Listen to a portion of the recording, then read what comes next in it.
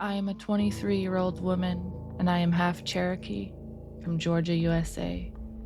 And at the time of this story took place, my fiance and I were living on a farm in Maryland. We didn't use the farm, but we were renting a small house on the property, and we were free to come and go around the grounds.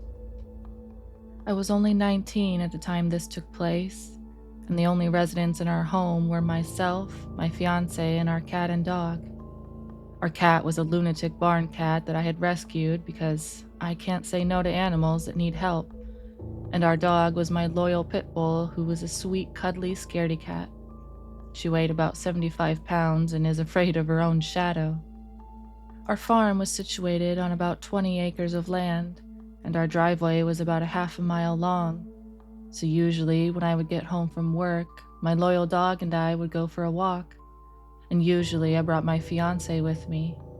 Not that I was afraid to go out alone, just that he spends too much time playing games and not really using his legs.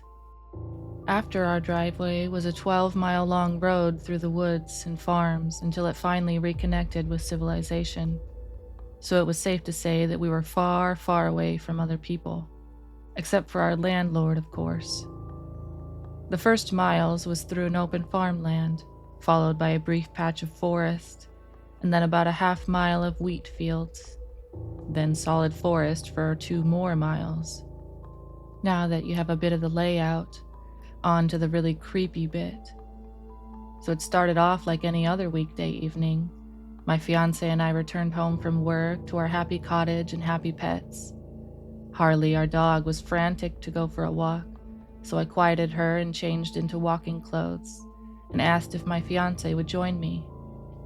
He had gotten home shortly after me and said he had seen one of the coyotes that we have around close to the field by our house. But as you may know, coyotes are mostly scavengers, especially out here on the East Coast. So I wasn't too worried, and I am very capable of defending myself. I called him a puss and then told Harley that we could go, and that we would be fine without him. Laughing to myself as we left the cottage and started walking towards the driveway.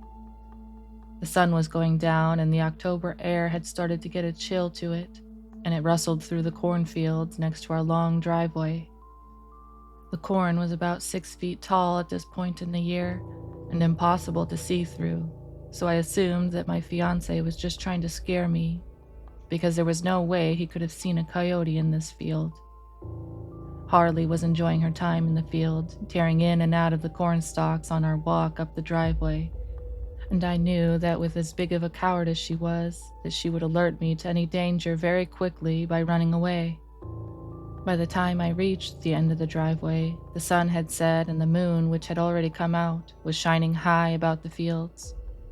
It wasn't quite full, but it provided enough light that I didn't need to use my flashlight or Harley's collar light. We turned left on the road and proceeded across the first section of field. The first field was soybeans, and if you don't know, they're relatively short plants that nothing but a rabbit could hide in, and off in the distance I spotted a few deer, but nothing alarming, so we relaxed and enjoyed our walk through the night air. I threw a stick and Harley brought it back over and over again. Typical dog and owner stuff. We reached the first small section of trees, and Harley stopped and bumped into my leg, letting me know there was something ahead. It wasn't a coyote or a deer, but there was a rabbit that had been hit by a passing car and was still struggling. As much as I hate to say this, there was no way it was going to live, and honestly, it's probably what drew the coyote pack in. I knelt down by it, and using my knife quickly put it out of its misery, as my family had taught me, and let it pass into the next life. Feeling sad but somewhat relieved that all we had encountered was a handful of deer and that poor rabbit, we continued our walk and passed into the next field. This was a wheat field, and the wheat was about ready for harvest, so it was quite tall and hard to see through. The field was quiet though, and Harley didn't do anything, so I figured that the coyotes had passed on, if there had been any at all. Now, this is the part that you have been waiting for, and I don't know what it was, but here it is. We rounded the corner of the field and into an area with wheat on our left and forest on our right, and the air seemed to go still. Harley got closer to me and I heard rustling in the wheat field.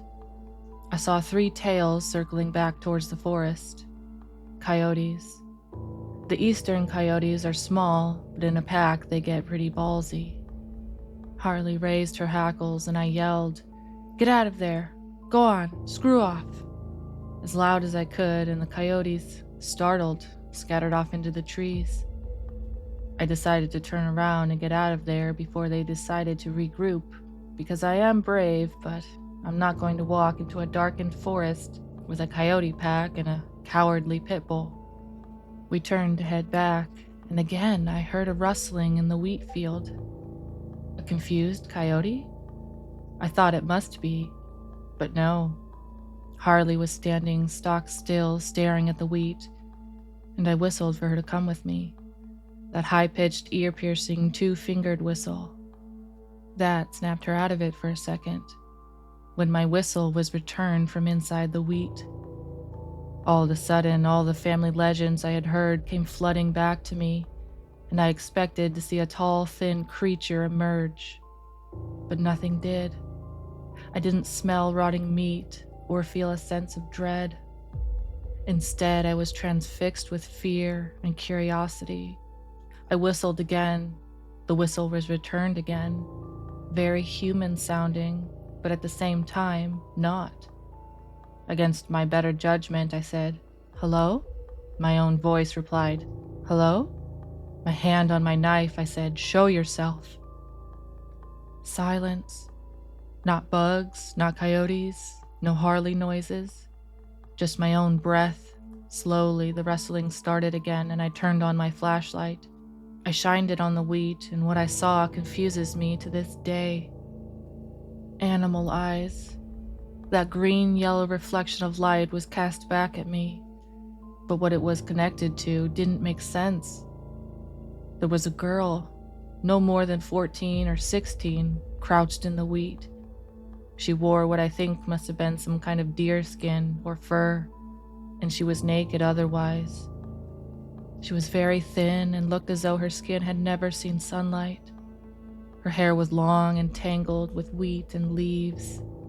Under any other circumstance, I would have said she was beautiful, but at that moment, she was terrifying. We stared at each other for what must have been a solid minute or so, but felt like much longer, until I heard the unmistakable coyote howl from the forest. Both of our heads snapped towards the noise, and immediately I heard her take off through the wheat towards the sound. At the same moment, Harley took off towards our house, and I went after her. We didn't stop running until I got to the driveway, and I stopped, not wanting my fiancé to know that I was running away from something.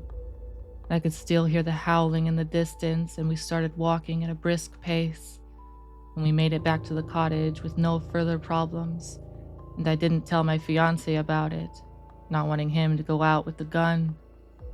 She hadn't hurt me, so I didn't think it right to hurt her. I was awoken in the middle of the night that night by the sound of the coyotes outside our cottage. This wasn't usual, but I now wondered if she was with them. When I was coming home from work about a month later, I had stopped obsessing about that night, and I almost thought I had imagined it when I had to slam on my brakes for something in the road. It was dark, and when my headlights hit it, its eyes reflected green and yellow. It was a large coyote, and it just stared at my car for a moment and ran off into the woods. And I know this sounds crazy, but I still wonder if that was her.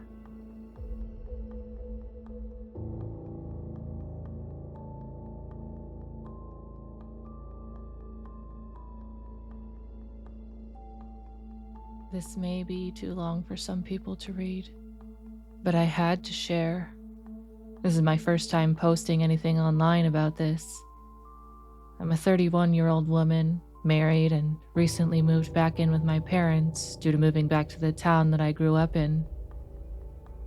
My husband and I are taking our time looking for our own place, due to wanting something nice in the area and that is usually hard to find. This story takes place in my parents' house, starting back 10 years ago. A description of the house, for a bit of context. It's a 2-story brick and stone house in the city limits, but still surrounded by nothing but woods. You have to go through a garage that leads into the kitchen, with the first bedroom to your left. Past the kitchen is the main living room, and to the right is the hall that is very open. In this area, you'll find the main dining room and second living area, but if you continue straight, you'll see the staircase to your left, and even further straight is my parents' bedroom and bathroom.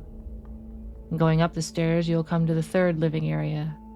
Yes, this is a huge house, with 2 sets of French doors side by side that lead to the outside balcony. Going straight, the sharp left leads you to the other 3 bedrooms and 2 bathrooms. This is where the story takes place. The first time I stepped foot into this house, I immediately felt off, like something just wasn't right.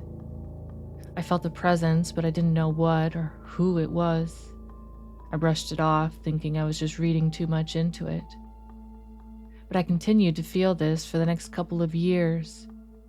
And because of this, I didn't much enjoy visiting them. My parents liked to gamble a lot back then, so they would ask me to babysit my baby brother and sister one day on the weekend. My boyfriend, now husband, loved them, so he would always babysit with me. The first few times, I really didn't pay attention to the feeling I would get because we would be busy playing or eating with the kids. After that, things kinda chilled out. We would end up watching movies until it was time for us to go to bed. Now, my husband is a freak of nature.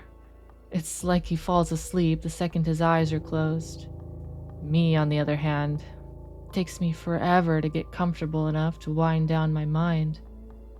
I also don't sleep well even when I do finally get to sleep. This night was the first time I saw and heard something in this brand new house. In this room, the bed is facing the doorway, but not directly in front of it. With the double doors open, you can see the front of the staircase and all the way down the hallway. As long as the light is on, that is. This night, only one of the hallway lights were on. I was laying in bed with the TV on, but the volume down low so I could hear if one of the kids called me. I was almost asleep when I heard one of my siblings coming down the stairs. I opened my eyes a bit and wait for them to get to the bottom, but they never do. I don't think anything of it, close my eyes and begin to drift off again. A few minutes later, I hear again, so I open my eyes and wait, but again, they never get to the bottom. This time I sit up and listen, a bit spooked, but nothing I cannot handle. I get a bit nervous, but still I go check to see if they're there, and maybe they're scared to come all the way down or something. But no one is there. Confused and thinking I must be dreaming it up, I go back to bed, this time closing one of the double doors. It was a few hours later, around 2:30 a.m., when I feel like someone is very near me, as if they're standing next to the bed right in front of me. Usually, when I opened my eyes, I would see the green glow of the alarm clock on the bedside table, but this time I saw nothing. It was pitch black. I couldn't even see the hallway light on, and the TV had turned off on its own. I felt like I couldn't move. I was awake now and scared to my bones. I was finally able to call out to my husband's name loud enough to wake him up. He reached over and turned on the light, and right then the scared feeling went away and I was able to move. I freaked out and started crying. I couldn't begin to explain to him what had happened because even if I had, he didn't believe in those things. So I told him I was having a nightmare and asked him to go check on the kids. When he came back, he said the kids were fine and got back in bed. With the light on, I was able to fall back asleep, but it took me forever. The next day, I told my mom about what had happened, and that's when she told me. She had been hearing footsteps on the stairs at night and even saw someone standing by the door at times. She didn't tell anyone because she did not want to scare the kids. This is when she told me what she had done. She wanted to know what was going on in her house, so she went and bought a voice recorder.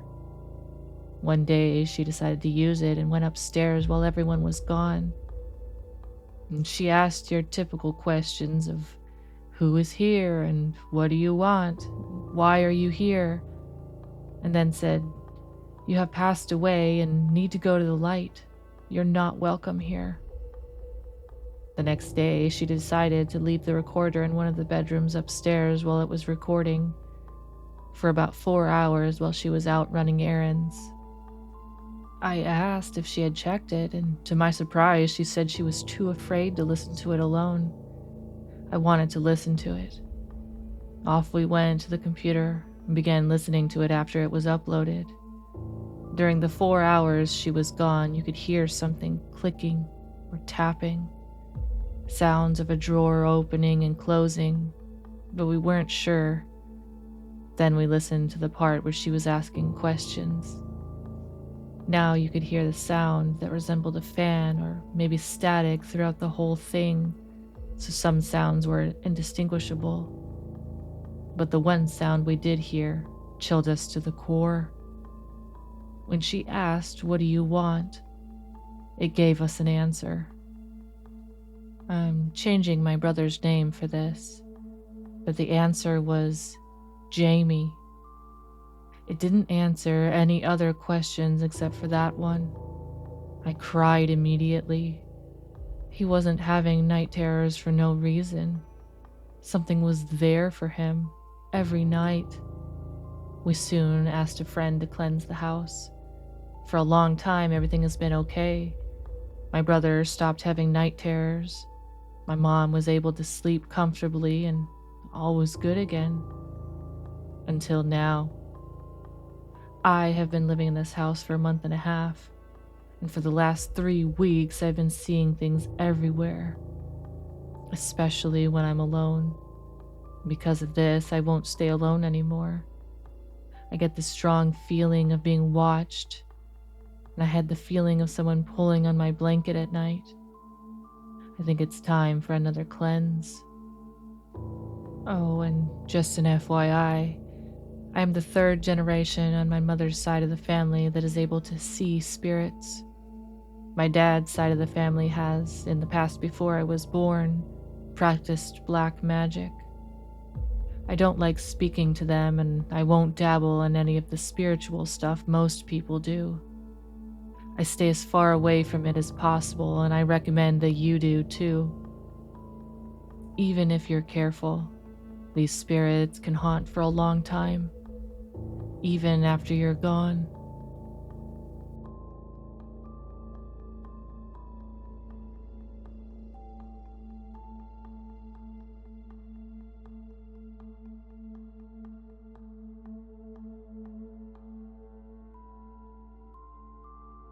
When I was younger, I'd go visit my grandparents all the time. They lived in a 1-floor house with an unfinished basement. I never liked it down there. It felt small for a big basement. There was a little door down there that was for storage, and I always got a horrible feeling when going close to it. And let me add that this was a newer house. It was about 6 years old. Now during that time, I was 6 or 7. I felt so uncomfortable going down there even when I was with someone. I didn't like it. I remember going down there with my grandma to help with something. She had to run upstairs because someone rang the doorbell, and she said she would be right back, even though she knew how I felt about being alone down there. But I nodded and said okay. She was gone and I was alone, and I started to get a bad feeling in the pit of my stomach. I didn't move and didn't want to. Even though the lights were on now, this is where everything started happening, and it still gives me chills. The lights started to flicker, and I started to hear noises that sounded like talking, and it was not coming from upstairs, but in the storage room. I heard someone say my name. Here's the part that freaks me out the most. The voice sounded like my grandma. I was confused as hell. How am I hearing her when she's upstairs? I didn't want to move, but me being the curious one I am, started moving towards the storage room door. The closer I got, the worse the bad feeling came. When I got to the door, the lights turned off in the basement. I wanted to run upstairs and hide, to go home somewhere that wasn't the basement. I heard my name again for the second time, my grandma's voice asking me to open the door to help her out. And so I did, and I regret it. I couldn't see anything, it was pitch black. I couldn't hear anything but faint laughing that felt like forever. But then the laughing stopped, and the lights turned back on in the basement, and I felt a little better with the lights on, but the downside was I could see a little in the storage room. I saw a small clown doll in the storage room, and my grandma hates clowns with a passion and wants nothing to do with them. So why is there a clown doll? I have no damn idea. Then the lights turned on in the storage room.